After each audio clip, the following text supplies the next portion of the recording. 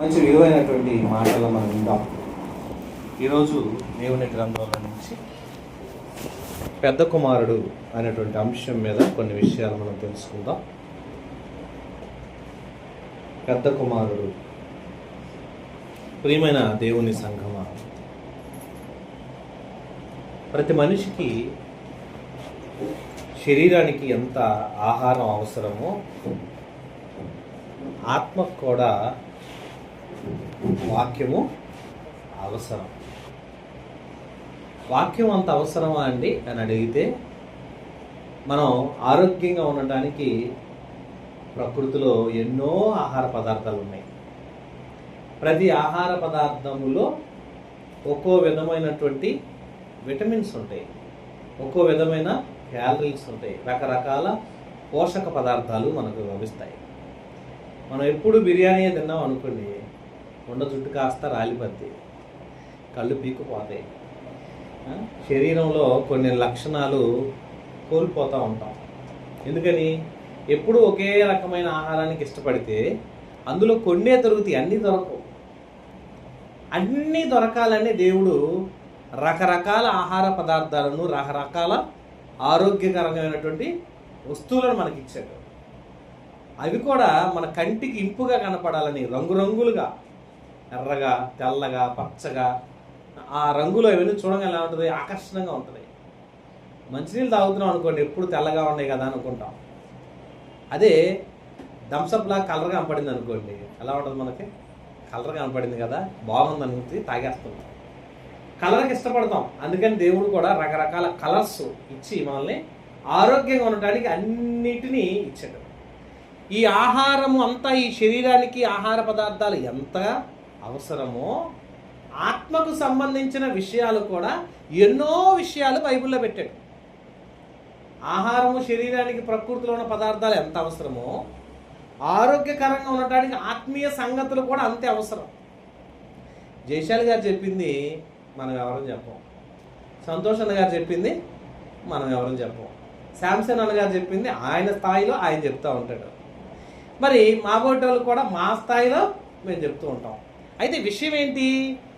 ఆహార పదార్థాలు ఎప్పుడూ ఒకటే తినడం ఎంత అయితే ఆరోగ్యానికి హానికరం, కొన్నే పోషకాలు అంతయో ఆత్మకు సంబంధించిన విషయాలు కూడా అన్ని సందర్భాలు వినాలి, అన్నీ నేర్చుకోవాలి, అందరి దగ్గర వినాలి. వింటే తప్ప అన్నీ తెలియవు.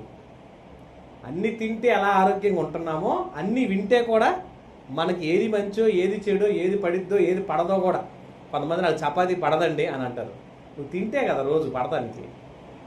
అన్నీ తినాలనే దేవుడు ఇచ్చి, ఇది పడదు అని దేవుడు ఏదైనా ఇచ్చాడు మనకి? మితంగా తినాలి. ఎక్కువగా తింటే ఏమైంది? వాంతి అయిపోద్ది.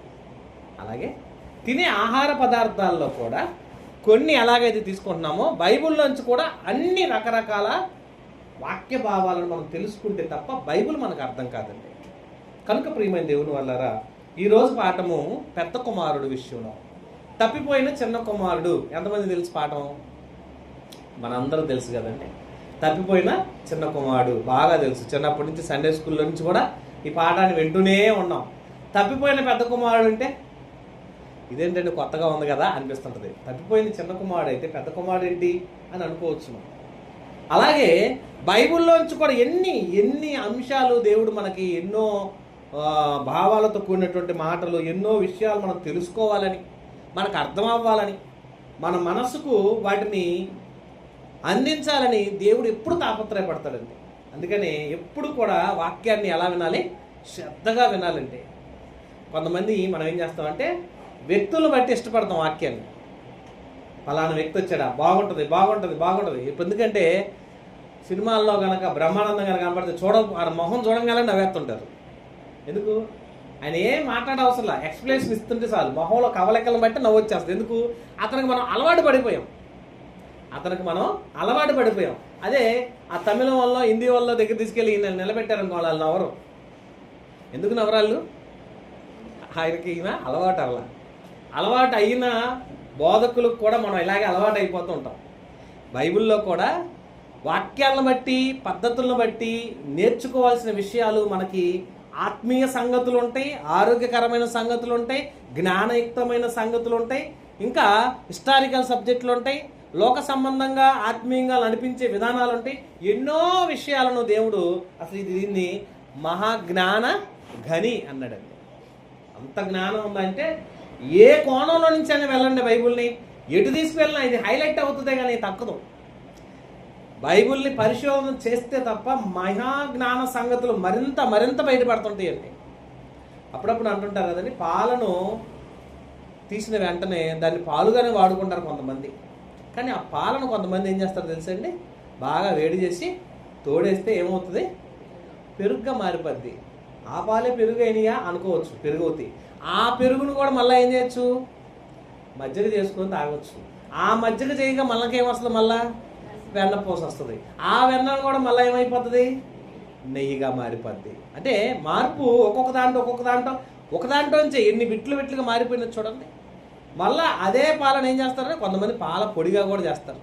అదే పాలని మళ్ళీ కొంతమంది ఏం చేస్తారండి, జున్నుగా చేస్తారు. అదే పాలని మళ్ళీ పన్నీర్ అంటారు కదా, మళ్ళీ పన్నీర్ చేస్తారు. అదే పాలను మళ్ళీ పాలకోవా చేస్తారు. ఎన్నుండేయండి. ఒక పదార్థాన్ని ఎన్ని పదార్థాలుగైనా మార్చుకుంటే వెళ్ళొచ్చు. ఒక బైబిల్లో ఒక సందర్భమే అనుకుంటాం, కానీ ఈ బైబిల్లో ఉన్న ఈ పదాలన్నీ కూడా ఎన్నిటికో ఆన్సర్లు చెప్పగలిగే జ్ఞాన గ్రంథం ఇది.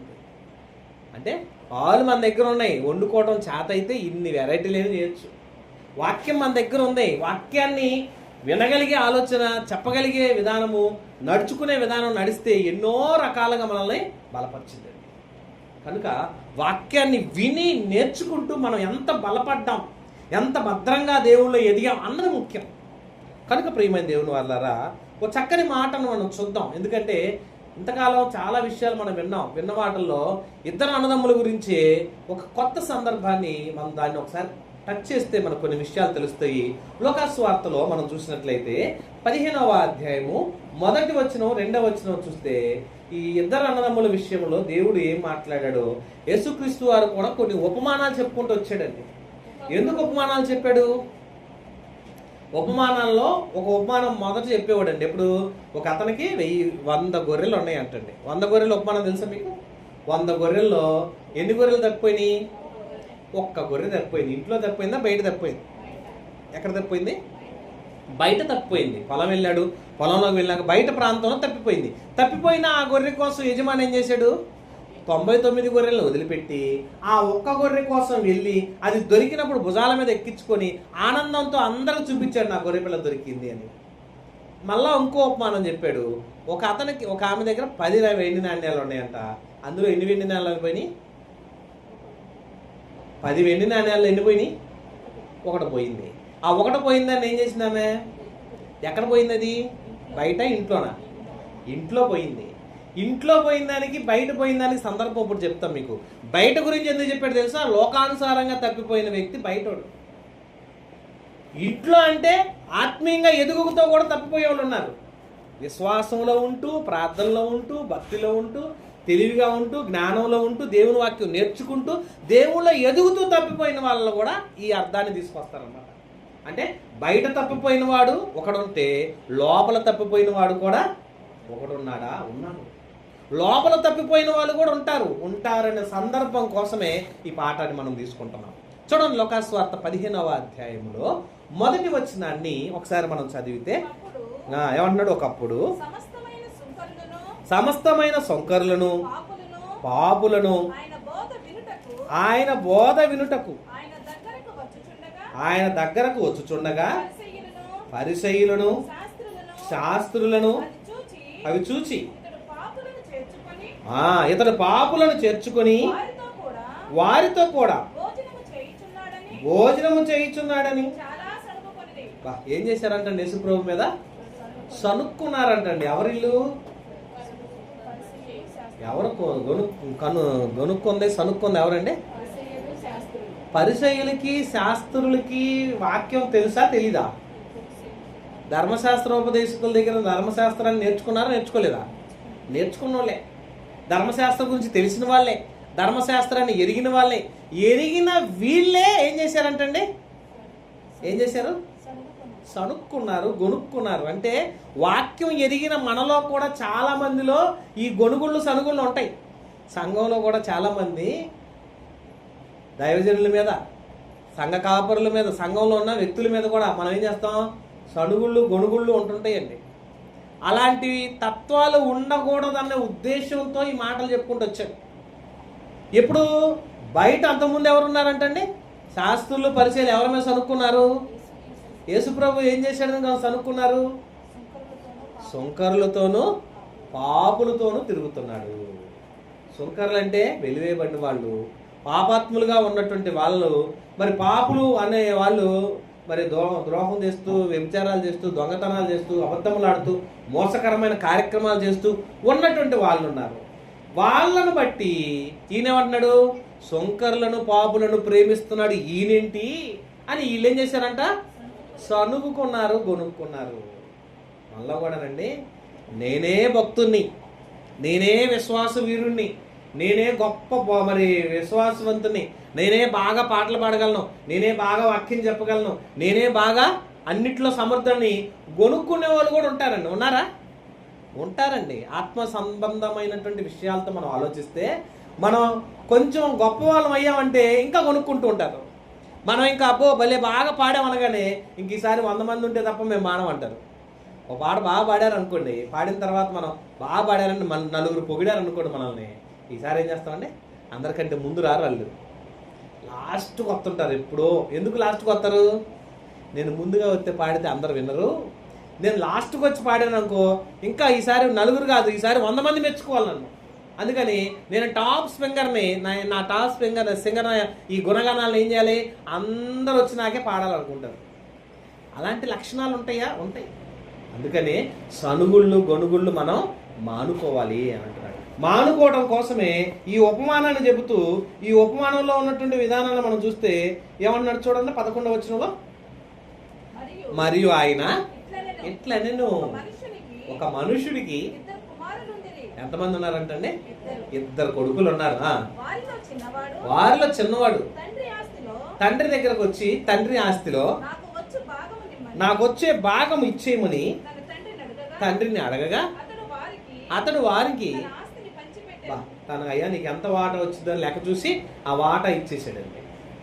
ఇచ్చేస్తే వీడేం చేశాడు, భయంకరంగా స్నేహితులు కొంతమందిని వేసుకొని ఇతర ప్రాంతాలకు వెళ్ళి దుర్వ్యాపారం చేస్తూ, పాడు చేస్తూ, వేశ్యలతోనూ భయంకరమైనటువంటి జోదగాలతోనూ రకరకాల వ్యసనాలు, తాగుడుకు బానిస అయిపోయి లోకానుసారమైన కార్యక్రమాలన్నీ చేసేసి ఉన్న డబ్బంతా ఖర్చు పెట్టేశాడు. ఖర్చు అయిపోయింది, మొత్తం అయిపోయినాయి. అయిపోయిన తర్వాత ఒక్కొక్క స్నేహితుడు వెళ్ళిపోయారు ఏదో ఒక వంక మీద, వీడు ఒక్కడే మిగిలిపోయాడు. మిగిలిపోయిన ఇతను అక్కడ ఉండిపోయి బ్రతకాలని ఎన్నో ప్రయత్నాలు చేశాడు. కానీ ఆ టైంలో కరువు వచ్చేసింది. కరువు వచ్చి ఉన్నవాళ్ళే తినటానికి, ఉన్నవాళ్ళే త్రాగటానికి కష్టమయ్యే పరిస్థితి వస్తే నేను ఎలా బ్రతకాలని ఆలోచన చేసి చాలా ఇబ్బంది పడ్డాడండి. ఇబ్బంది పడిన తర్వాత చివరికి ఏం చేశాడు, నేను ఇంత ఇబ్బంది పడ్డాను అనుకున్నాక అతను ఏం చేశాడంటే, ఆ ఇబ్బందులు పడ్డ ఇతను ఏం చేశాడు, చివరికి ఒక పందులు మేపే ప్రాంతానికి వెళ్ళి వాళ్ళ బతిని ఆడుకొని ఈ పందులకు మేపే పొట్టన్న తిని బ్రతుకుతానని పందులు మేపడానికి కుదుర్చుకున్నాడు. ఆ పందులు ఏంటంటాయండి, కుడితి తింటాయి. కుడితి అంటాం కదా మనం, అన్నీ మిగిలిపోయినవన్నీ ఏం చేస్తామండి, కుడితి తొట్టిలోనో, కుడితి గాబులోనో, లేకపోతే కుడితి టబ్బులోనో పోస్తుంటాం. ఆ కుడితి తీసుకెళ్ళి దేనికి వేస్తారు, పందులకు పోస్తారు. ఆ పందులు మేసే ఆ పొట్టులో, ఆ కుడితిలో మెతుకులుంటే అవి ఏరుకొని తిని కడుపు నింపుకుందామన్న పరిస్థితికి వచ్చాడు. అంటే ఎంత కరువు వచ్చిందో చూడండి, ఎంత ప్రాబ్లం వచ్చిందో చూడండి, ఎంత ఇబ్బంది పడ్డాడు చూడండి. ఆ ఇబ్బందిలో గుర్తుకొచ్చాడండి వాళ్ళ నాన్న. అప్పుడు ఏమనుకున్నాడు, నేను నా తండ్రి ఇంటి దగ్గర ఆలోచిస్తే నా తండ్రి దగ్గర పని వాళ్ళు అనేక మంది ఉన్నారు, ఆయన పని వాళ్ళకు కూడా ఇలాంటి పరిస్థితి లేదు, వాళ్ళు చక్కగా మంచి ఆహారం తింటారు.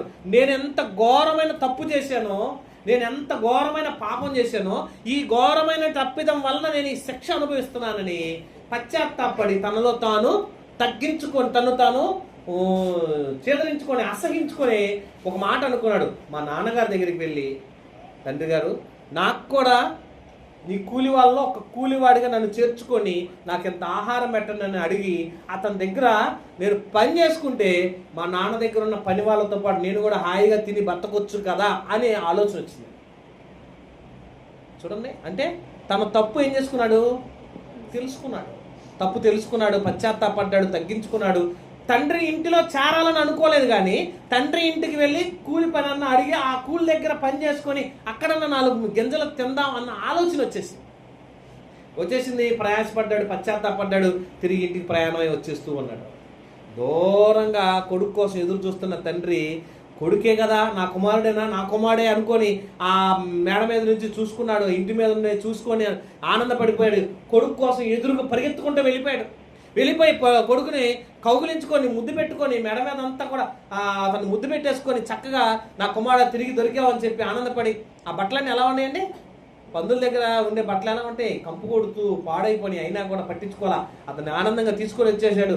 పని వాళ్ళందరూ చెప్పాడు, మంచి బట్టలు వేయించండి, చక్కగా స్నానం చేయించండి, గొర్రెపొట్టలు వేయించేసేయండి, పండగ చేసేద్దాం, అందరిని పిలిచేయండి, నా కుమారుడు వచ్చాడని ఉత్సాహంగా అందరికి భోజనాలు పెట్టండి అని ఆనందపడి సంబరపడిపోయి కొత్త బట్టలు వేయించేసి ఉంగరాలు దొడిగించి మంచిగా కూర్చోబెట్టి ఆనంద సంబరాలు చేస్తున్నాడండి. ఎవరు దొరికారని? తమ్ముడు, తప్పిపోయిన తమ్ముడు, మరి ఈయన కుమారుడు దొరికాడన్న ఆనందంతో ఈయనున్నాడు. కుమారుడు వచ్చి ఏమన్నాడు తెలుసు తండ్రిని? తండ్రి నీకును, చదవండి ఆ పదం బాగుంటుంది. ఆ కొడుకు తండ్రి దగ్గరకు వచ్చి వచ్చినటువంటి ఆ కుమారుడు తండ్రితో ఏమంటున్నాడు తెలుసండి? 21వ వచనం. తండ్రి 18 కదా, 18 చూద్దాం. తండ్రి నేను పరలోకమునకును 21 నేను పరలోకమునకును విరోధంగాను నీ ఎదుట పాపము చేసి తిని ఇక మీదట నీ కుమారుని అనిపించుకొనుటకు యోగ్యుడును కాను అనెను. చూసారండి, నేను నీ కుమారుని అనిపించుకోవడానికి యోగ్యుని కాను అన్న అని తండ్రితో అనగానే తండ్రి వెంటనే నువ్వు ఈ మాటలు ఇవన్నీ వదిలేసేయి అని తండ్రి కొడుకు చెప్పే మాటలు వింటలేక పశ్చాత్తాపడి ఈయనేమన్నాడు, నేను కూలన్న పని చేసుకుందాం అన్న ఉద్దేశంతో అన్నాడు. ఆ మాటలు అనలేకపోయాడు. తండ్రి మనసు ఎలా ఉంటుంది? పరలోకపు తండ్రి భావాలతో కూడిన పదాలండి ఇవి. పరలోకమందున తండ్రి ఒక పాపాత్ముని చేర్చుకునే విధానంలో చూపించిన విధానం ఇది. అయితే మొదటి నుంచి తండ్రితో ఉన్నాడు, మొదటి నుంచి తండ్రితో పెరిగాడు, మొదటి నుంచి తండ్రితోనే ఉన్నటువంటి వ్యక్తి ఒక ఆయన ఉన్నాడు. అతను ఎవరు? పెద్ద కుమారుడు. చిన్న కుమారులాగా తప్పు చేయలేదు, చిన్న కుమారులాగా పాపం చేయలేదు, చిన్న కుమారులాగా వేరే దూర ప్రాంతానికి వెళ్ళలేదు, చిన్న కుమారులాగా దుర్వ్యాపారాలు చేయలేదు, చిన్న కుమారులాగా వ్యభిచారం చేయలేదు, చిన్న కుమారులాగా వ్యసనాలకు లోనవ్వలేదు. పర్ఫెక్ట్గా ఉన్నాడు, చక్కగా ఉన్నాడు, భక్తిలో ఉన్నాడు. అప్పుడప్పుడు పెద్దలు అంటుంటారండి, చిన్న కోళ్ళు వస్తే కానీ పెద్ద కోళ్ళ విలువ తెలియదు అంటారండి. విన్నారండి ఎప్పుడన్నా? చిన్న కోళ్ళు వస్తే అంట పెద్ద కోళ్ళ విలువ తెలిసిద్ది అంటాడు. పెద్ద కోళ్ళు ఎంత బాగా చూసుకుందాం అని. చిన్న కోళ్ళు వస్తే కానీ పెద్ద కోళ్ళ తప్పిదములు కూడా బయటపడవు అంటారు కొంతమంది. ఎందుకు? ఎక్కడెక్కడ ఏమేమి తప్పులు చేస్తుందో చిన్న కోళ్ళు వచ్చేస్తే ఆ చేసిన దాన్ని బట్టి ఏమి ఎక్కడ నేరం చేస్తుందో కూడా బయటపడింది. ఇటు మేలు ఉంది, అటు కీడు ఉంది. అట్లాగే ఈయన భక్తి బయటపడింది. తమ్ముడు రాగానే ఇతని భక్తి ఏమైంది? బయటపడిందండి. ఏం భక్తి? ఏం చేశాడండి? పెద్ద కుమారుడు ఏం చేశాడండి? నా తమ్ముడు వచ్చాడు అన్న సందర్భం, అతని తమ్ముడు వచ్చాడన్న సందర్భం చూడండి అక్కడ ఏమన్నాడండి. అయితే ఎప్పుడైతే ఆ కుమారుడు గురించి తండ్రి ఎంత ఆనందపడిపోతున్నాడో, సంతోషంగా ఉంటున్నాడో అది చూసి 25 నుంచి చూద్దాం. అప్పుడు పెద్ద కుమారుడు పొలములో ఉండెను. వాడు పొలం నుండి వచ్చుచు ఇంటి దగ్గరకు రాగా వాయిద్యములను నాట్యములను జరుగుట విని దాసుల్లో ఒకరిని పిలిచి ఇవి ఏమిటని అడగగా ఆ దాసుడు అతనితో, అబ్బా ఏమంటాడండి? నీ తమ్ముడు వచ్చాడు అనగానే సంబరపడి ఆనందపడి ఎగిరి గంతులు వేయాలి కదండి. మా తమ్ముడు వచ్చాడా అని ఈయనేం చేస్తున్నాడు? తమ్ముడు వచ్చాడా? వాడెందుకు వచ్చాడు? ఆస్తంతా ఎత్తుకెళ్ళిపోయాడు, మొత్తం తీసుకెళ్ళాడు, వాడు వాటాపాడు వంచేసుకున్నాడు, వెళ్ళిపోయాడు. ఇంకెళ్ళిపోయి నాకు వీడెందుకు వచ్చాడని ఈయనకేమొచ్చిందండి? తమ్ముడు వచ్చాడు అనగానే ఏమన్నాడు చూడండి. అతడు తండ్రి వద్దకు సురక్షితంగా వచ్చినందున నీ తండ్రి కొవ్విని దూడ వధించినను. అయితే అతడు కోపపడి లోపలికి వెళ్ళనొల్లకపోయిను. ఏమైపోయాడు అంటే నేను పోను లోపలికి అలిగేసాడు. ఎందుకు వచ్చింది కోపం? క్షమించే మనసు లేదు, ప్రేమించే మనసు లేదు, ఓర్పు లేదు, సహనం లేదు, నెమ్మది లేదు. ఇది ఎందుకు ఈ మాటలు చెప్తాడు తెలుసా? సంఘములో విశ్వాస సంబంధమైన ఆత్మ సంబంధమైన బిడ్డలుగా మనం నేర్చుకోవాల్సిన పాఠం ఇది. ఒక వ్యక్తి దేవుని సన్నిధికి వస్తే కొంతమంది ఏమంటారు, సనుక్కుంటారు, కొనుక్కోండి, ఏంటి వీడు వచ్చాడు ప్రార్థనకి, వీడు తాగుబోతాడు కదా, వీడు పాపాత్ముడు కదా, ఆమె వ్యభిచారం చేసే స్త్రీ కదా, ఏమైంది మన దగ్గరికి వచ్చింది అని చాలామంది మనలో సణుగుళ్ళు గొనుగుళ్ళు ఉంటాయి. మారకూడదు, అతను మారాలా వద్దా? మారాలి. అంతటా అందరూ మారు మనసు పొందాలని ఎవరు కోరుకుంటున్నారు? దేవుడు కోరుకుంటున్నాడు. అందరూ మారు మనసు పొందాలనేది దేవుని కాన్సెప్ట్ అయితే మనమేమనుకుంటాం, మనకు నచ్చిన వాళ్ళే సంఘంలో ఉండాలనుకుంటాం, మనం ప్రేమించే వాళ్ళే రావాలనుకుంటాం, మన గిట్టని వాళ్ళు, మనకు శత్రువులు ఎవరిని వస్తే ఆ సంఘాన్ని రానంటారు కొంతమంది. చాలామందిలో ఈ స్వభావాలు బాగాలేదండి. 25 ఏళ్ళు అయింది, 30 ఏళ్ళు అయింది, నేను విశ్వాసంగా ఉన్నాను, నేను ప్రార్థనాపరుణ్ణి, విశ్వాసవంతుడిని అంటారు. ఓ ప్రార్థన చేస్తుంటారండి ఇద్దరు, శంకరది ప్రార్థన, పరిసేయుడి ప్రార్థన. తెలుసు కదా మీకు. శంకర్ ఏమని ప్రార్థన చేస్తాడు? అయ్యా, నేను నీకు ఆకాశం వైపు కళ్ళు ఎత్తుటకు కూడా నేను యోగ్యుని కాను, నేను పాపాత్ముని, నేను నీచుణ్ణి, దౌర్భాగ్యుణ్ణి, దుర్మార్గుణ్ణి, నేను ఎందుకు పనికిరాని వాడిని, నీ వైపు చూసి కూడా నేను ప్రార్థన చేసే యోగ్యత నాకు లేదు, నన్ను క్షమించు ప్రభువా అని దేవుని సన్నిధిలో అతను ప్రార్థన చేస్తున్నాడు. మరి పరిసేయుడు ఏం చేస్తున్నాడు? పరిసేయుడికి ఏం తెలుసు? వాక్యం తెలుసు, మారు మనసు పొందాడు, పాపక్షమాపణ పొందాడు, రక్షించబడ్డాడు, దేవుళ్ళో ఎదుగుతున్నాడు, దేవుళ్ళో ఉన్నాడు, దేవుళ్ళో గొప్ప బలమైనటువంటి నాయకుడిగా ఉండాల్సిన పరిస్థితిలో ఉన్నాడు. అటువంటి పరిస్థితిలో ఉన్న ఇతని ప్రార్థన ఎలా ఉంది? తండ్రి, వారానికి 2 మార్లు నేను ఉపవాసం ఉంటున్నాను, ప్రతి ఆదివారం సంధిలో బల్లల్లో చేస్తున్నాను, ఎక్కడ మీటింగ్ పెడితే అక్కడ నేను మీటింగ్కి వెళ్తున్నాను, ఎక్కడ ప్రార్థన ఉంటే అక్కడ ప్రార్థన చేస్తున్నాను, నాకంటే ఆ శంకరి కంటే నేను ఎంతో గొప్పగా ఉన్నాను, ఈ శంకర్ లాంటి కాదు నేను, ఈ శంకర్ లాగా నేను ఉండలేదు, నేను చాలా భక్తిపరుని, నేను చాలా యోగ్యుని, నీ కోసం 2 రోజులు ఉపవాసం ఉంటున్నాను వారంలో, నీకోసం ప్రతి ప్రార్థన కూడికి వెళ్తున్నా, ప్రతి వారం నీ సన్నిధిలో కానుకలు వేస్తున్నా, దశంభాగాలు ఇస్తున్నా అని దేవుని ముందు డబ్బా కొట్టుకుంటున్నాడండి, గొప్పలు చెప్పుకుంటున్నాడు. దేవుడు ఎవరి ప్రార్థన ఆలకించాడు? శంకర ప్రార్థన ఆలకి. శంకరదే ఎందుకు ఆలకించాడు? తనేమో పశ్చాత్తాపడి దేవుని సన్నిధిలో తగ్గింపు స్వభావంతో ఓర్చుకుంటున్నాడు, నేర్చుకుంటున్నాడు, దేవుళ్ళు తగ్గించుకున్నాడు. ఇతనేం చేశాడు? తను తాను హెచ్చించుకుంటున్నాడు. హెచ్చించుకునే వాడిని దేవుడు ఏమన్నా ప్రేమిస్తాడా? అసలు ప్రేమించాడు. ఎందుకంటే తప్పిపోయిన వ్యక్తి తిరిగి వచ్చాడు, పశ్చాత్తాపడ్డాడు, దేవుని చేత ప్రేమించబడ్డాడు, కనికరించబడ్డాడు, రక్షించబడ్డాడు.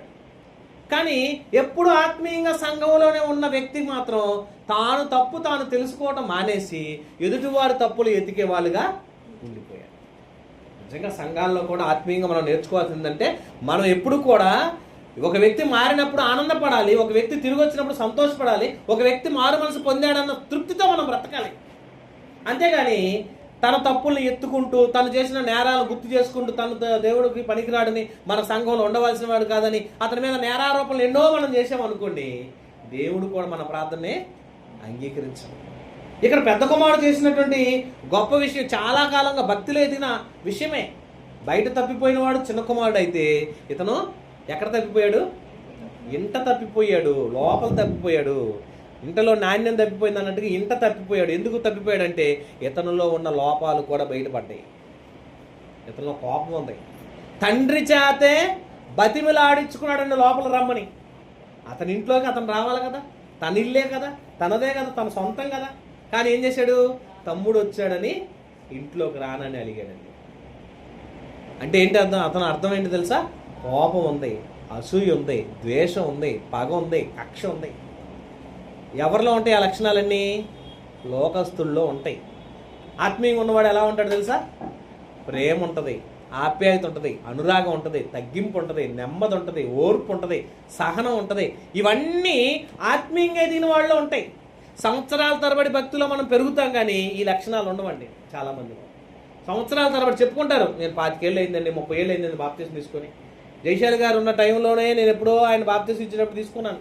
లేకపోతే జాన్సన్ అన్నగారు నాకు బాప్తిసం ఇచ్చాడు, లేకపోతే ప్రసన్న అన్నగారు నాకు బాప్తిసం ఇచ్చాడు, నేను ఎప్పుడో 25 ఏళ్ళు అయింది, 30 ఏళ్ళు అయిందని చెప్పుకుంటారు గొప్పగా. కానీ ఎలా ఉంటుందో మన బతుకు పరిసేయుడు లాంటి బ్రతుకుంటుంది. శంకర్లాగా తగ్గింపు స్వభావం కానీ, శంకర్ లాంటి నేర్పిం కానీ, శంకర్ లాంటి స్వభావ లక్షణాలు కానీ మనలో ఉండవండి. ఎందుకని ఉండవు? మనలో తగ్గింపు లేదు కదా. చూడండి 28వ వచనంలో, అతడు లోపలికి రావడానికి ఏం చేశాడంటండి? తండ్రి అతన్ని బతిమాలుకోవాల్సి వచ్చిందంటండి. ఏమండి, దేవుడే ఒక విశ్వాసిని బతిమలాడితే పరిస్థితి ఎలా ఉంటుంది? విశ్వాసిని తండ్రి అంటే ఏంది? తండ్రి అంటే ఇక్కడ దేవునితో సమానం. దేవునితో సమానంగా ఉండాల్సిన తండ్రి విషయంలో తండ్రి వచ్చే కుమారుని ఏం చేయాల్సి ఉందంటే బతిమలాడుకోవాల్సి వస్తున్నాడు. అంటే పశ్చాత్తాపం లేని భక్తుడుగా మారిపోయాడు. పశ్చాత్తాపం లేని కుమారుడు అయిపోయాడు. ఇలాంటి పశ్చాత్తాపం లేని కుమారుడు ఒక ఆయన ఉన్నాడండి బైబిల్లో. ఎవరో చూస్తారా? ఎగ్జాంపుల్గా ఒక వ్యక్తి దగ్గరికి వెళ్దాం. సమయాలు 2వ గ్రంథం 14వ అధ్యాయము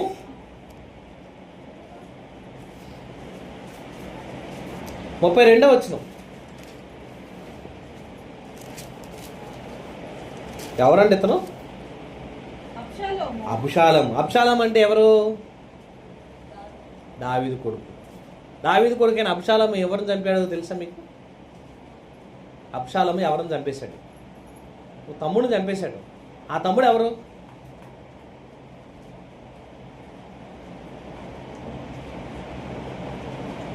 అబ్షాలోము తమ్ముడిని చంపేశాడు. ఎవరా తమ్ముడు? కొన్ని ఆ చెల్లెలి పేరేం చెప్పండి, గట్టిగా చెప్పమ్మా. తామారు. తామారుని మోసం చేసింది ఎవరు? అమ్నోను. అన్నైన అమ్నోనే చెల్లిని మోహించి తామారుని చెరచగా ఆ చెరిసిన సందర్భాన్ని గుర్తుపెట్టుకొని అబ్షాలోము తమ్ముడి మీద పగబట్టి అనుకోకుండా అతన్ని చంపేశాడు. ఛాన్స్ దొరికిందని చంపేశాడు. చంపిన తర్వాత తాను తండ్రి దగ్గరికి వెళ్ళడానికి ఇష్టపడక దాక్కుంటున్నాడు. అయితే ఇక తీరా ఇతను మరి వెళ్ళవలసి వచ్చే పరిస్థితి వచ్చేటప్పుడు ఏం మాట్లాడుతున్నాడు చూడండి. తప్పు చేసింది కాక అబ్షాలోము యోవాబుతో ఎట్లను, గెషూరు నుండి నేను వచ్చిన ఫలమేమి? నేను ఎచ్చట ఉండుట, నేను అచ్చటనే ఉండుట మేలని నీ ద్వారా రాజుతో చెప్పుకొనుటకై రాజునొద్దకు నిన్ను పంపవలనని నేను నిన్ను పిలిచి తిని రాజదర్శనము నేను చేయవలను. నా యందు దోషము కనబడిన ఎడల రాజు నాకు మరణ శిక్ష విధించును. ఏమంటున్నారు ఈ మాట? ఎవరంటున్నారు? అబ్షాలోము అంటున్నాడు, నా యందు దోషము కనబడితే నన్ను చంపేస్తాడు. ఆల్రెడీ చంపేశాడు. ఎవరిని చంపేశాడు? అమ్నోని చంపేశాడు. చంపేసి నేను తప్పు చేయలేదు అన్నట్టుగా మాట్లాడుతున్నాడు. కానీ దావీదు కూడా తను క్షమించాడండి. దావీదు కూడా క్షమించాడు.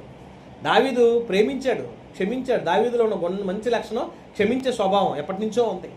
సౌలు అంతటి వాడు విషపు చూపు చూసినా దావీదు అతని మీద ఏం చేశాడు? ప్రేమగానే ఉన్నాడు. అంటే ఆత్మ సంబంధమైన వ్యక్తి ఏం చేస్తాడు తెలుసా? పగతో కక్షతో ఎదుటివాడు మనం చంపాలని అనుకుంటున్నా కూడా ప్రేమిస్తాడా, ద్వేషిస్తాడా? ఏమిస్తాడండి? ప్రేమిస్తాడు. ప్రేమించే మంచి లక్షణం ఎవరిలో ఉన్నాయి? దావీదులో ఉందండి. దావీదు ఏం చేశాడు తెలుసా? సౌలు కక్ష కట్టి చంపటానికి సైనికులు పంపించి దొరికితే ఎక్కడ దొరికితే అక్కడ నరికేమని, ఎక్కడ దొరికితే అక్కడ చంపేమని ఆర్డర్ పాస్ చేశాడు రాజుగా ఉండి. అలా చేసినటువంటి వ్యక్తిని క్షమించకుండా ఎక్కడ దొరికితే అక్కడ చంపే అవకాశం 2 సార్లు 3 సార్లు అవకాశం దొరికింది దావీదుకి. అయినా కూడా దావీదు అతన్ని ఏం చేయలేదండి, ప్రేమించాడు తప్ప ద్వేషించలేదు. ఎందుకని? ఆత్మీయంగా ఎదిగిన వ్యక్తిలో ద్వేషం ఉండదు, పగ ఉండదు, కక్ష ఉండదు, ఎటువంటి లోక సంబంధమైనటువంటి ఆలోచనలో ఉండవు. కానీ అబ్షాలోము ఏం చేశాడు? తమ్ముడి మీద పగబట్టుకొని చెల్లిని చెరిచాడని, చెల్లి జీవితం నాశనం చేశాడని చంపేంత వరకు నిద్రపోలేదు. ఇంకా పైపెచ్చి ఏమన్నాడు తెలుసా? నేను చేసిన నేరం ఏమన్నా తెలుస్తుందా అన్నట్టుగా మాట్లాడుతున్నాడు. కనుక ఇక్కడ పెద్ద కుమారుడి దగ్గరికి వచ్చేపాటికి పెద్ద కుమారుడు కూడా ఏమన్నాడు తెలుసా అండి? నేనేమన్నా తప్పు చేసినవన్నా, నా ఆస్తిలో తన వాటా తను ఎత్తుకెళ్ళిపోయాడు, వెళ్ళిపోయింది కాక అతను వచ్చాడు అనగానే నేను ఇంటికి వచ్చేయాలా, నేను ఇంట్లో ఉండాలా, నాకు ఎప్పుడన్నా తండ్రి అవకాశం ఇచ్చాడా, నాకు ఎప్పుడైనా ఫంక్షన్లు చేసుకోమని, పార్టీలు చేసుకోమని, స్నేహితులతో గడపని నాకు ఇచ్చాడా అని ఎదురు తిరిగి మాట్లాడటం అలవాటు చేసేసుకున్నాడు. ఎదురు తిరిగి ప్రశ్నలు వేసింది ఎవరు? ఇందాక యేసుప్రభుకి శాస్త్రులు, పరిసయ్యులు. ఇక్కడ పెద్ద కుమారుడు కూడా ఏ దేంట్లోకి తీసుకెళ్ళిపోవాలి? ఇప్పుడు ఇక్కడ ఎదురు తిరిగి మాట్లాడే స్వభావంలోకి వెళ్ళిపోయాడంటే, ఎదురు తిరిగి మాట్లాడే స్థితికి వెళ్ళిపోతానంటే చాలామంది విశ్వాసులు కూడా సంఘ కాపరిని ఎదురు తిరిగి మాట్లాడుతుంటారు. దేవుని సన్నిధిలో నేర్చుకోవటం బదులు నేర్చుకోవాల్సింది కాక ఏం చేస్తారు తెలుసా? ఎదురు తిరిగి మాట్లాడేవాళ్ళు అయిపోతారు. ఎందుకు ఎదురు తిరిగి మాట్లాడుతున్నావు? నీలో పశ్చాత్తాపం లేదు, ప్రేమ లేదు, ఆప్యాయత లేదు, అనురాగం లేదు, తగ్గింపు లేదు, లోబడే తత్వం లేదు కాబట్టి ఎదురు తిరిగావు. అదే స్వభావం తమ్ముడిలో లేదు కాబట్టి వెళ్ళిపోయాడు. ముందు తాను తెలుసుకున్నాడు కాబట్టి ఏం చేశాడు? తాను తిరిగి వచ్చాడు, పశ్చాత్తాపడ్డాడు, లోబడ్డాడు, తండ్రి గౌరవం ఏంటో, తండ్రి గొప్పతనం ఏంటో తెలుసుకున్నాడు, తాను మారు మనసు పొందాడు. కానీ ఇక్కడ ఉన్న పరిస్థితి ఏమైంది? పెద్ద కుమారుడు లేవలేదు, పశ్చాత్తాపం లేకుండా పోయింది. అంటే ఇక తప్పిపోయే పరిస్థితి ఎవరికి వచ్చింది ఇప్పుడు? తప్పిపోయింది ఇప్పుడు ఎవరు అనుకోవాలి మనం? చిన్న కుమారుడు తప్పిపోయాడు కాదు, ఇప్పుడు తప్పిపోయింది ఎవరు అనాలి? ఏమంటే కొత్త నిబంధనలోకి వచ్చేపాటికి ఇలా తమ్ముడిని ద్వేషించి తమ్ముడి మీద పగ పెట్టుకున్న వాడిని దేవుడు ఏమన్నాడు తెలుసా? అబ్షాలోము కనుక నరహత్య చేస్తే నరహంతకుడు అయ్యాడు, కానీ ఇతను కూడా దేవుడు ఏమంటున్నాడు తెలుసా? చూడండి, యోహాను మొదటి పత్రిక 3వ అధ్యాయము 15వ వచనం మనం ఒకసారి చూసినట్లయితే, అందరు తీయండి.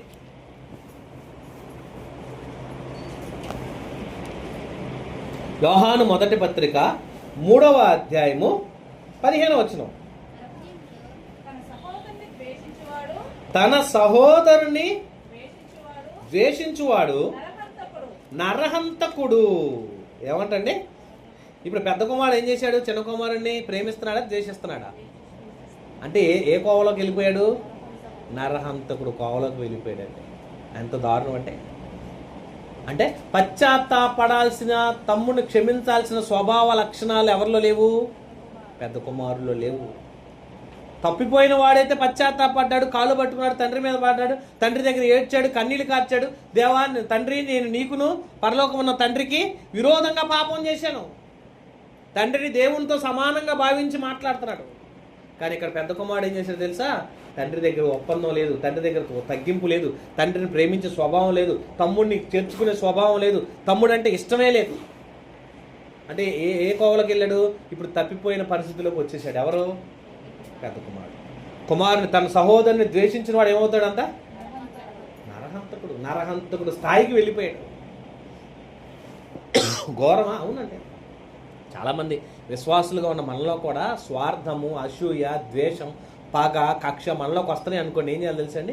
నేనేదో తప్పు చేస్తున్నాను, నేనేదో తేడా చేస్తున్నానే. అప్పుడప్పుడు మనకి బాడీలో నలతగా ఉందనుకోండి. నలతగా అంటే బాగా నీరసంగా ఉంటుంది. కొంతమందికి ముక్కులోంచి వేడిగా గాలి వస్తూ ఉంటుంది. అప్పుడు ఏమనిపిస్తుంది మనకి?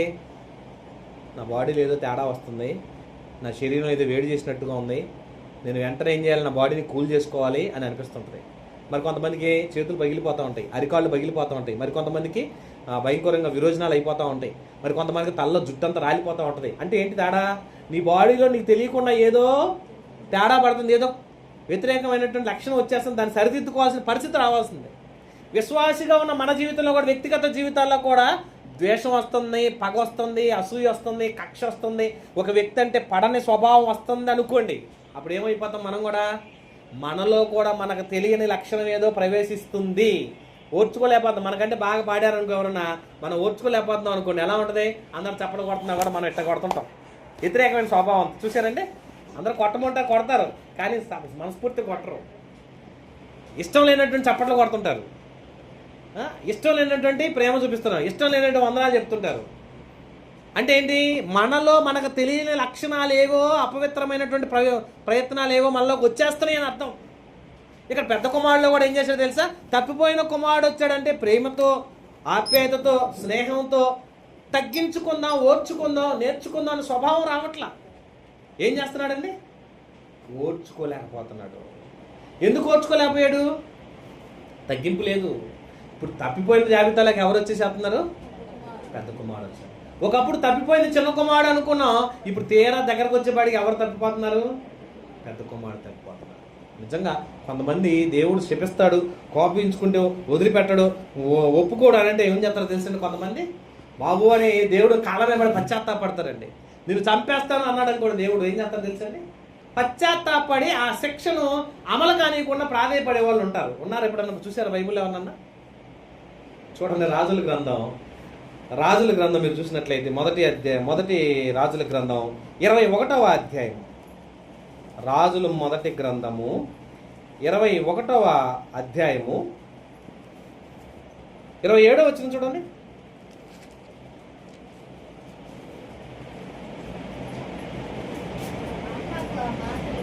ఎవరండినా? ఆహాబు. తెలుసా? మీ ఎంతమంది తెలుసు? ఆహాబు అంటే ఎవరతను? సైనికుడా, మంత్రా, రాజా, పేదవాడ, ప్రవక్త? ఎవరమ్మా ఆహాబు? ఎవరు?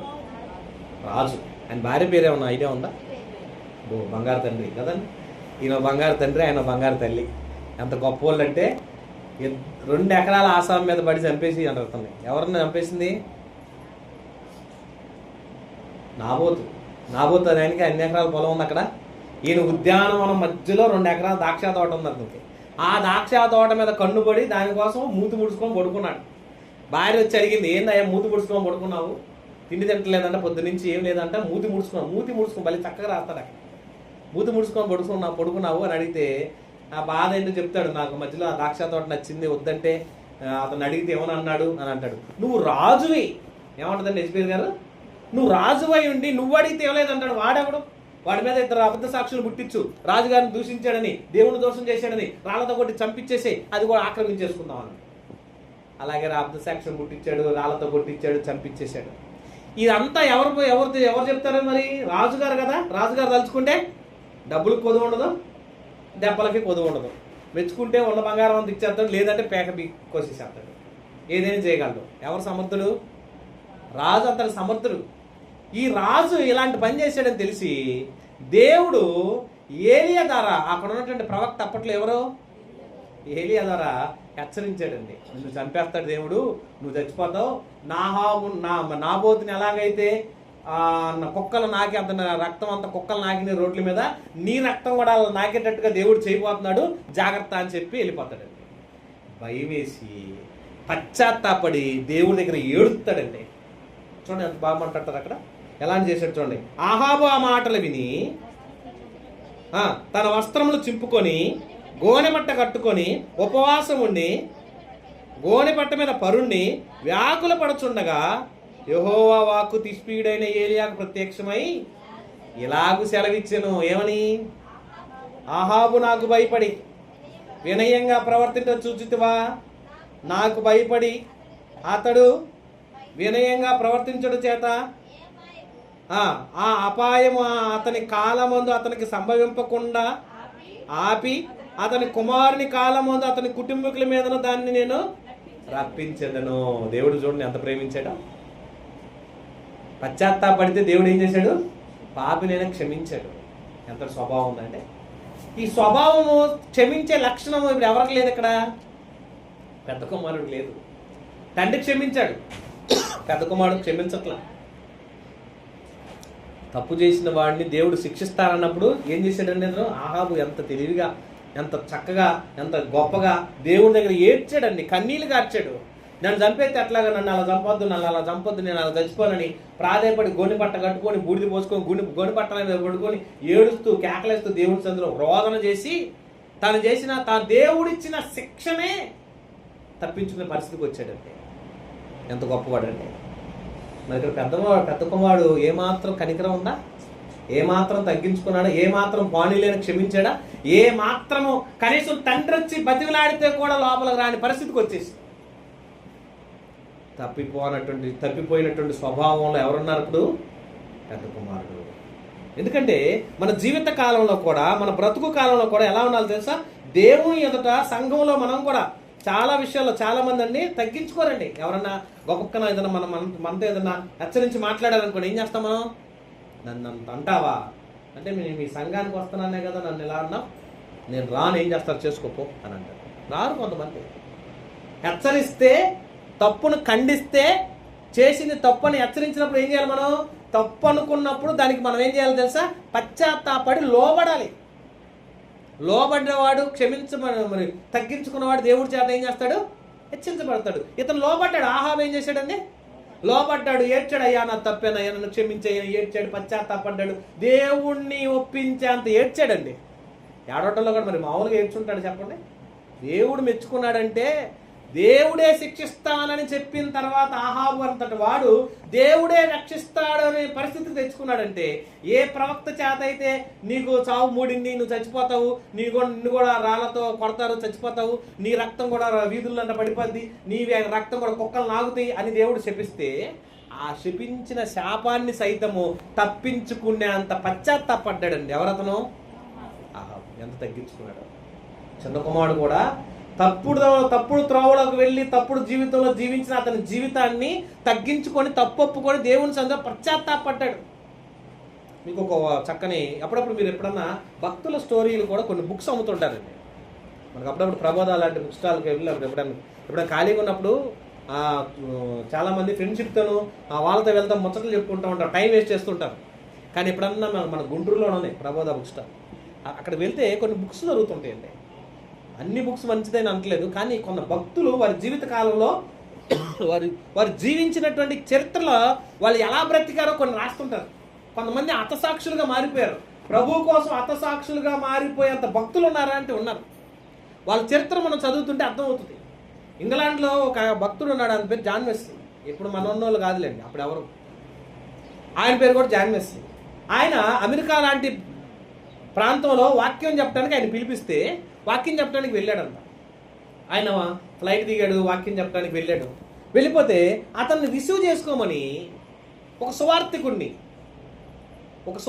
పంపించారు. అయ్యా పలానా ఆయన పెద్ద ఆయన వస్తున్నాడు, నువ్వు ఆయన రిసీవ్ చేసుకుని ఒక కారు ఇచ్చి పంపించారు.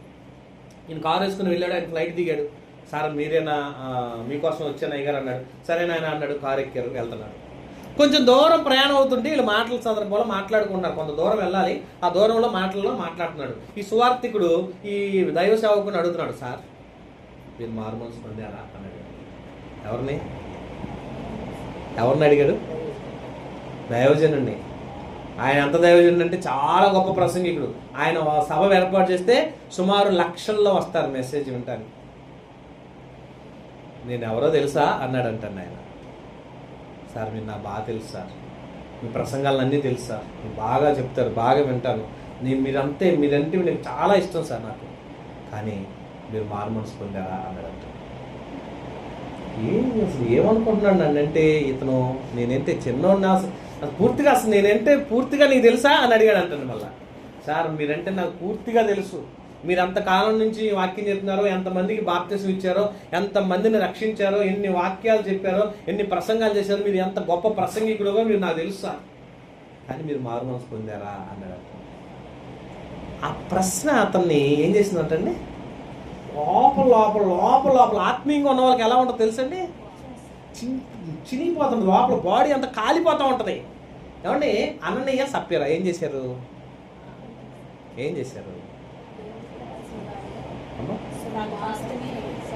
ఆస్తి అమ్మేసి దైవ సేవకుడు పాదాల దగ్గర పెడతానికి తీసుకొచ్చి ఇదిగో అయ్యా అని ఇచ్చారు. పొలం అమ్మి పొలం వెలలో కొంత దాచుకొని కొంత తెచ్చి దైవ సేవకుల దగ్గర పెట్టుకొని, భార్యాభర్తలు ఒకే మాట మీద ఉన్నారు. ఏం మాట అనుకున్నారు? ఎంత కమ్మారంటే ఇదిగో 10 లక్షలు కమ్మారు, సుమారు ఇదిగో 7 లక్షలు కమ్మామండి, ఎంతే వచ్చింది. నన్ను అడిగితే నేను అంతే చెప్తా, నిన్ను అడిగితే నువ్వు అదే చెప్పు, మన ఇద్దరం ఒకటే మాట మీద ఉందాం. మిగిలిన 3 లక్షలు పెట్టి ఏదో ఒకటి తీసుకుందాం, ఏదో ఒకటి తెచ్చుకుందాం. నువ్వు బంగారం కొనుక్కొని, పొలం కొనుక్కుంటా, లేదా కారు కొనుక్కుంటే ఏం చెప్పుకున్నారో మరి భార్యాభర్తలు ఇద్దరు ఒకే మాట మీద ఉందాం అనుకొని అక్కడికి వెళ్ళి ఆడ పెడితే పేతురు గారు కాళ్ళ ముందు పెట్టారు. అయ్యా ఇంతేనా అమ్మింది అని అడిగాడు. అడగంగానే అయ్యా ఇంతకే అమ్మావు, ఇంతే వచ్చింది అని అన్నాడు. పరిశుద్ధాత్మను ఎందుకు మోసం చేస్తున్నారు అన్నాడండి. ఆ మాటకి ఏం చేశారండి ఈయన? ఏమైపోయింది? ఇంకేమన్నా అన్నారా? కొట్టారా? తిట్టారా? ఏమన్నా అన్నారండి? ఏమల్లా ఆత్మీయంగా ఉన్న వ్యక్తి కదండి, ఆ మాటకి చచ్చిపోవాలి. అసలు ఆ మాటకి తట్టుకోలేక అలా కాళ్ళ ముందు పడి చచ్చిపోయాడు. చచ్చిపోయిన వెంటనే వీళ్ళు తీసుకెళ్ళి పాతి పెట్టమన్నారు. నీకు వాళ్ళ ఆవిడ వచ్చిందా కూడా ఎదురు తీసుకెళ్ళిపోయారు. మా ఆయన ఇంకా రావట్లేదు, మిగిలిపోయిన డబ్బులన్నీ ఏం చేసుకోవాలి, ఏమేమి కొనుక్కుందాం అని అనుకుందాం ఏమో పాపం. మళ్ళీ ఆమె కూడా బయలుదేరి వచ్చి అయ్యా మరి మా సేవ మా ఆయన గారు రాలేదు, మీకు కొత్తానని వచ్చాడు, ఏడి అని అడిగితే, అమ్మా మరి డబ్బులు తెచ్చి ఇక్కడ పెట్టాడు, ఇయ్యనా పొలం అమ్మిన డబ్బులు అని అడిగాను. ఇయ్యనయ్యా అదిగో ఇప్పుడే మీ ఆయన చచ్చిపోతే పాతి పెట్టిన వాళ్ళు వచ్చారు, వాళ్ళ పాదాలు ఇప్పుడే ఇంకా కడుక్కోలేదు, వాళ్ళు ఇక్కడ ఉన్నాయి రంగల్ని. ఆమె కూడా పడి చచ్చిపోయింది. ఏం జరిగింది ఇక్కడ? ఆత్మీయంగా ఎదిగే వ్యక్తిని మనసు ఎలా ఉంటుంది తెలుసా? సున్నితంగా ఉంటుందండి, చాలా సున్నితంగా ఉంటుంది. కర్కోటకసంగా ఎదిగామనుకోండి, మనం ఎవడు ఎన్నంటే అనుకోండి, ఏదనుకోండి, కదిలిస్తే కొంతమంది కోపం వచ్చేస్తుంది, కదిలిస్తే ఒక్కొక్కరికి చిరాకులు పరాకులు పడుతుంటారంటే నీలో ఆత్మీయత లేదు. కోపము, ఆవేశము, ద్వేషము, పగ, కక్ష, కదిలిస్తే నేను ఎలాంటి వాడినో చూడు అన్నట్టుగా ఉగ్ర రూపం చూపిస్తుంటారు కొంతమంది. అలాంటి తత్వం ఉంటే నీలో ఎవరు లేరు? దైవత్వం లేదు నీలో. దేవుని తత్వం లేని వాళ్ళు ఏం చేస్తారు తెలుసా? ఓరకనే చిరాకు పడతారు, ఓరకనే కోపడతారు, ఓరకనే ఓర్చుకోరు, తగ్గించుకోరు, నేర్పడతనం ఉండదు, నైపుణ్యతలో నిపుణత అసలు ఏమున్న వాళ్ళలో ఏముంటుంది? శరీర స్వభావాలే ఉంటాయి. ఆత్మీయంగా ఎదిగిన వాళ్ళు ఏముంటాయి? ఆత్మీయంగా ఉన్న వాళ్ళు పగ ఉండదు, ద్వేషం ఉండదు, కక్ష ఉండదు, మరి ఏ విధమైనటువంటి అసూయాలు ఉండవు, ఎటువంటి ఎన్ని మాటలన్నా కూడా ఓర్చుకొని తల ఉంచుకొని వెళ్ళిపోతారు, దేవుడు చూసుకుంటాడులే. ఆ లక్షణాలు మనలో ఉండాలి. ఆ లక్షణాలు లేకపోబట్టే చాలామంది విశ్వాసులు దేవుళ్ళు ఉండట్లేదు. ఇదిగో ఇలా పెద్ద కుమారులాగా కోపడతాం, ఆవేశపడతాం, తట్టుకోలేకపోతాం, ఓర్చుకోలేని స్వభావాలు ఉంటాయి. తగ్గింపు స్వభావం లేని విశ్వాసులుగా ఉండటం వలన ఆ దైవజనుని ఆయన ప్రశ్న వేసినప్పుడు ఆయన ఆలోచించడం నిజంగానే ఆయన ఆ మీటింగ్ క్యాన్సిల్ చేసుకొని ఇంటికి వెళ్ళి 15 రోజులు దేవుని సన్నిధిలో మోకరించి ప్రార్థన చేసి ఏడ్చి కన్నీళ్ళు గార్చాడంటండి. అంటే చాలామంది మారు మనసు లేని బాప్తిసం తీసుకుంటారండి. ఏం లేదు, మారు మనసు బైబిల్లో బాప్తిసం పొందేటప్పుడు ఏమంటారండి, మారు మనసుతోనూ పశ్చాత్తాపంతో బాప్తిసం పొందాలి అని అంటాడు. మళ్ళీ ఏముండాలి, మనసు మారిపోవాలి. పాత లోదరబాబు ఉండకూడదు, కొత్త లోదరబాబే ఉండాలి. పాత మరియం ఉండకూడదు, కొత్త మరియమే ఉండాలి. పాత యోహాన్ ఉండకూడదు, కొత్త స్వభావం నీలో అంటే పాత జీవితము, పాత స్వభావం, పాత లక్షణాలు నీలో కనపడితే నువ్వు భక్తుడు కాదు. అలాంటి లక్షణాలు నీలో ఉంటే ఉన్న భక్తుడు లెక్కలో రావు. అలాంటి స్వభావాలు నీలో ఉండకూడదు. అలాంటి లక్షణాలు లేనటువంటి స్వభావం ఉండాలి. ఈ ప్రశ్న వేయగానే ఆ దైవ సేవకుడు ఆ మీటింగ్ క్యాన్సిల్ చేసుకుని వెళ్ళిపోయి పశ్చాత్తాపడి నాలో ఏదో వ్యతిరేకత ఉంది, ఆ మాటకు నేను సమాధానం చెప్పలేకపోయానని బాధపడ్డాడంట. బాధపడి ఏడ్చి కన్నీళ్లు కార్చుకొని తనలో ఉన్న లోపాలను సరిదిద్దుకున్నాడంట. నిజంగాండి మనం కూడా మారు మనసు పొందావా అని మనల్ని అడిగితే ఏం చెప్తామంటే, అంటే మనలో తగ్గింపు ఉందా, మనలో ఓర్పు ఉందా, మనలో సహనం ఉందా, మనలో నెమ్మది ఉందా, మనలో దేవుని కొరకు ప్రయాసపడే ప్రయాస మనలో ఉందా, మనలో మనకున్న వాడిని అమ్మేసుకొని దేవుని కొరకు త్యాగం చేసే త్యాగ బుద్ధి ఉందా, మనకున్నదంతా పోయినా కూడా దేవుని వదలిపెట్టాలన్నంతటి ప్రేమ ఆప్యాయతల దేవుళ్ళ భక్తులు మనకున్నాయా? ఆలోచించండి. తగ్గింపు స్వభావం పెద్ద కుమారుల్లో దేవుడు కనపడలేదు. చిన్న కుమారుడు తప్పిపోయాడు అనుకున్నారు, కానీ చిన్న కుమారుడు మారు మనసు పొందాడు, పశ్చాత్తాపడ్డాడు, దేవుని దగ్గరకు వచ్చి ప్రాధేయపడ్డాడు, పశ్చాత్తాపంలో మునిగిపోయాడు. కానీ ఇతరులో పరిచయుడి లక్షణాలు, శాస్త్ర లక్షణాలు వచ్చేసింది. మనలో కూడా అలాంటివి ఉన్నాయో, మనలో కూడా కొన్ని బండలు, కొన్ని రాళ్ళు ఉంటాయి అలాంటివి. పావు మనలో అత్త అంటే ద్వేషం బాదు, మావంటే ద్వేషం బాదు, పుట్టింటోళ్ళంటే ఉన్న ప్రేమ, అత్తింటోళ్ళంటే ప్రేమ లేనటువంటి స్వభావాలు ఉంటాయి. అందరిని ప్రేమగా చూడు, నువ్వు చూడలేకపోతున్నావు అంటే ఎక్కడో నీలో ఇంకా ఏదో ఉంది. ఎక్కడో ఎవరి మీదో ఒక ద్వేషం ఉంటే, ఎవరి మీదో నచ్చని స్వభావం ఉందంటే ఎక్కడో నీలో ఏదో ప్రాబ్లం ఉంది. జాగ్రత్త అంటాడంటే. చూడండి, కొన్ని మాటలు ముగించుకుందాం. కొరింథీయులకు రాసిన మొదటి పత్రిక 8వ అధ్యాయము, కొరింథీయులకు రాసిన మొదటి పత్రిక 8వ అధ్యాయము 12వ వచనం చూడండి, ఎంత మంచి మాట అంటున్నాడు.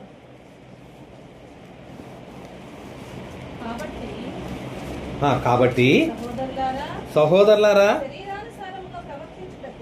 శరీరానుసారంగా ప్రవర్తించుటకు మనము శరీరమునకు రుణస్థులము కాదు.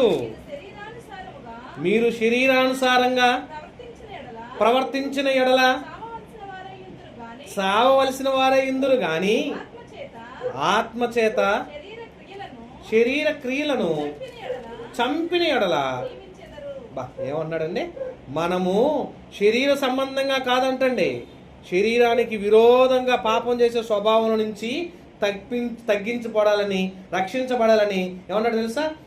దేహానికి విరోధంగా పాపం చేసే పరిస్థితిలో ఉండకుండా మరి దేవుని సన్నిధిలో మనం తగ్గించుకోవాలి అంటున్నాడు.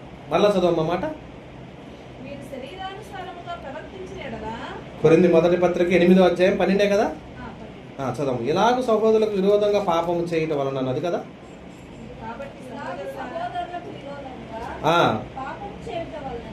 పాపం చేయటం వలనను వారి బలహీనమైన మనస్సాక్షిని గాయపరచుట వలనను మీరు క్రీస్తునకు విరోధంగా పాపము చేయువారగుదురు. ఎదుటి సంఘంలో ఒక వ్యక్తిని గాయపరిచే విధంగా మాట్లాడినా కూడా దేవుడికి మనం విరోధులమే. చూసారండి, వ్యక్తి మనం మాట్లాడితే కొంతమంది తుంచేసి మాట్లాడతారండి.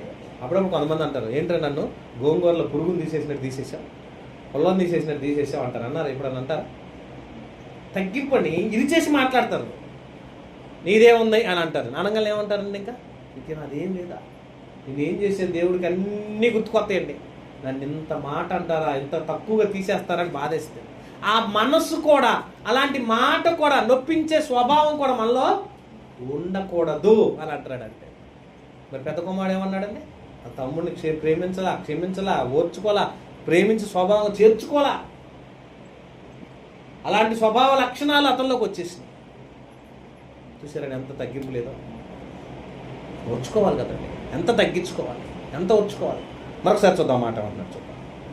కాబట్టి ఇలాగ సహోదరులకు విరోధంగా పాపం చేయటం వలనను, వారి బలహీనమైన మనస్సాక్షిని గాయపరచుట వలనను.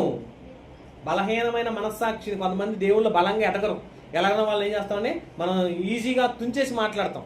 వాళ్ళు ఏమన్నాడు? ఆ బలహీన మనస్సాక్షిని గాయపరచుట వలనను మీరు క్రీస్తునకు విరోధంగా పాపము చేయువారగుదురు. చూసారండి ఏమంటున్నాడు? దేవుళ్ళు బలంగా ఎదగని వాడిని కూడా మనం దూషించి మాట్లాడకూడదు. ఇంతేనా చేసేది? ఎలాగైనా చేసేది? కొంతమంది పని చేయటం రాదండి, పరదాలు వేయటం రాదు, లేదా చాపలు వేయటమే రాదు, లేదంటే స్టేజ్ వేయటమే రాదు, లేదా ఏదైనా డెకరేషన్ చేయటమే రాదు. రానప్పుడు ఏం చేస్తారు? కొంతమంది ఎన్నాళ్ళు అవుతుందమ్మా ప్రార్థనకు వచ్చి, ఎన్నాళ్ళు అవుతుంది చేసి, కనీసం కుర్చీలు తీయడం కూడా రాదా, ఇలా పెడతాం కూడా రాదా, అలా పెడతాం కూడా రాదని గబక్కన మాట్లాడతారండి. వాళ్ళ మనసు ఏమైపోద్దండి? గాయమైపోతుంది. అలా గాయపరిచినా కూడా నువ్వేమవుతావు? క్రీస్తుకు విరోధంగా పాపం చేసిన వాడు.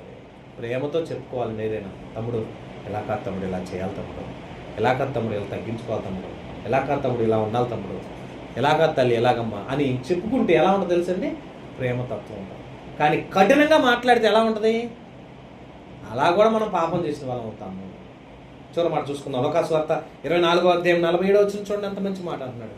కనుక ప్రియమైన దేవుని వాళ్ళారా, లోకా సువార్త 24వ అధ్యాయము 47వ వచనం చూడండి ఏమంటున్నాడు?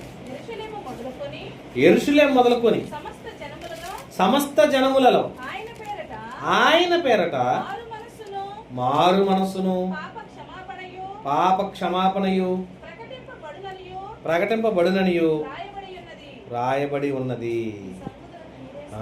చూసారండి ఎలా ఏమన్నాడంటండి? సమస్త జనముల ఆయన పేరట ఏం రావాలంటండి? మారు మనసు ఉండాలి, పాప క్షమాపణ ప్రకటించబడాలి. మనకు మారు మనసు లేకపోతే, పశ్చాత్తాపం లేకపోతే, తగ్గింపు స్వభావం లేకపోతే నువ్వు మారినా మారినట్టే. మారేవారి పేరు ఉంది కానీ మారినట్టే. కానీ బాప్తిసం వస్తున్నప్పుడు ఒక మాట అన్నాడంట, జావిసేవకులు చెప్తుంటారు, అయ్యగారు నాకు ఈ కుడి చేయి బట్టి ముంచొద్దు, మొత్తం ముంచేయండి అన్నాడంట. ఎందుకని ఆయన అంటే ఈ కుడి చేతితో పక్కింటో వేసేయాలి, వేసిన తర్వాత ముంచుది కానీ అన్నాడంట. అంటే ఏంటో ఏం మారాడు? ఇంకా మారు మనసు ఎందుకు నీకు? బాప్తిసం ఎందుకు నీకు? తగ్గింపు ఎప్పుడు? పశ్చాత్తాపం ఎప్పుడు? ఎక్కడ నువ్వు మారేది? మనసు మారాలంటే. ఇక మనసు మారిపోతే ఎలా ఉంటుంది? ఎంత దుర్మార్గునైనా ప్రేమించాలి. ఇక బాప్తిసం పొందావు అని అంటే నీళ్ళు ఏం కనపడకూడదు? ద్వేషము, పగ, లోపల అసూయ, ద్వేషాలు ఏం కనపడకూడదు. నీలో క్రీస్తు కనపడాలి. నిన్ను కదిలిస్తే ఏం రావాలి? ఉరుకాల్లో రాలేసినట్టు బాబు వాళ్ళని కదిలి మాకని అంటారు ఒక్కొక్కరిని. బొదగుంట్లో రాయితే ఏమవుతుంది? బురద వచ్చి మీద పడ్డట్టు. మురుకాలను కలిగిస్తే ఆ కంపంతా మనం మరి పీల్చలేక నోరు మూసుకునేటట్టు. కొంతమంది విశ్వాసులను కదిలిస్తే వాళ్ళ నోరు వేయలేమని అంటారు. మరి వాళ్ళు ఎక్కడికి వెళ్తారు? ప్రార్థనకి వెళ్తారు. ఆదివారం ఆరాధనకు వస్తారు, బలారంలో చేవేస్తారు, ప్రభు రక్తంలో పాల్గొంటారు. బయటకు వెళ్తే బైబుల్ పక్కన పెడితే నా అంత తోడు లేడని అంటారు. నువ్వు ఇంక మరి ఎక్కడ మారు మనసు పొందావు? ఎక్కడ పశ్చాత్తాపడ్డావు? ఎక్కడ క్షమించబడ్డావు? ఎక్కడ ప్రేమించావు? ఎక్కడ తగ్గించుకున్నావు? ఎప్పుడు పరలోకం వెళ్తావు? పరలోకం వెళ్ళే లక్షణాలు నీలో ఉన్నాయా? ఎక్కడ తగ్గింపు లేకపోయినా, ఎక్కడ ఓర్పు లేకపోయినా. చూడండి, పెద్ద కుమారుడు ఏం చేశాడండి? తమ్ముడిని క్షమించుకోలేకపోయాడు, ప్రేమతో చేర్చుకోలేకపోయాడు. తండ్రి చేర్చుకున్నాడు, కుమారుడు చేర్చుకోలేకపోయాడు. మారు మనసు పొందాల్సింది ఎవరు? పెద్ద కుమారుడు. కనుక ప్రియమైన దేవుడు, తప్పిపోయింది చిన్న కుమారుడు. తప్పిపోయిన కుమారుడు రక్షించబడ్డాడు, దేవుడి తన పశ్చాత్తాపడ్డాడు. తప్పిపోయిన వ్యక్తిగా ఉన్నాడు ఎవరైనా? పెద్ద కుమారుడు. సంఘంలో కూడా మనం కూడా ఏ విషయాల్లో తప్పిపోయామో, ఏ విషయాల్లో ఓర్చుకోలేకపోతామో, ఏ విషయాల్లో లోపాలు ఉన్నాయో ఆ లోపాలను మనం సరిదిద్దుకుంటే దేవుని సన్నిధిలో ఆత్మీయంగా బలపడతాం. కనుక ఆలోచించి మంచి నిర్ణయం తీసుకోండి. మనలో దేవునికి వ్యతిరేకమైన స్వభావాలు ఏమున్నాయో వాటిని గమనించి గ్రహించి తగ్గింపు స్వభావంతో దేవుని సన్నిధిలో పశ్చాత్తాపడి దేవుని సన్నిధిలో మొరపెట్టుకుందాం. కళ్ళు మూసుకొని ప్రార్థన చేసుకుందాం. మహాగణుడును మహోన్నతుడైన గొప్ప దేవ, మీకు వందనాలు, స్తోత్రాలు. చిన్న కుమారుడు తన జీవిత కాలంలో చేసిన నేరారోపణలన్నింటినీ తండ్రి విని నేర్చుకొని తను తాను పశ్చాత్తాపడి తగ్గించుకొని నీ సన్నిధిలో ప్రయాసపడి తండ్రి నీ ఎదుట క్షమాపణ పొంది ఉన్నాడు. కానీ తండ్రితోనే ఉంటూ తండ్రితోనే పెరుగుతూ ఆత్మీయ స్థితిలో ఉంటూ పశ్చాత్తాపడని స్వభావంతో ఇదిగో తండ్రి సణుగుళ్ళు గొనుగుళ్ళు పెట్టుకొని దేవునికి వ్యతిరేకమైనటువంటి స్వభావంతో మాట్లాడే పెద్ద కుమారుడు జీవితం లాంటి జీవితాలు మాలో ఉండక తండ్రి మాలో ఏవైతే లోపాలు ఉన్నాయో, మాలో ఏదైతే అవిధేయత ఉందో, మాలో ఏదైతే పశ్చాత్తాపం లేని గుణగణాలు ఉన్నాయో వాటన్నిటి విషయంలో తప్పిపోయిన వారిగా ఉన్నామేమో. తగ్గింపు స్వభావం కలిగి పశ్చాత్తాపడి లోబడి జీవించే స్వభావాలు మాకు ఇవ్వడం తండ్రి. మీ మాటకు లోబడుతూ మీ మాటలను అంగీకరిస్తూ మీ కొరకు ఒక ధన్యకరమైన జీవితాన్ని జీవించగలిగే శక్తిని బలాన్ని మాకు ఇచ్చి నడిపించి బలపరిచి ఆస్వాదించి భద్రపరచమని భవిష్యత్తు నీరుని మీరే మాకు అండగా ఉండి నడిపిస్తారని క్రీస్తు వారి పరిశుద్ధ నామమున ప్రార్థిస్తూ వేడుకొంచున్నాము తండ్రి.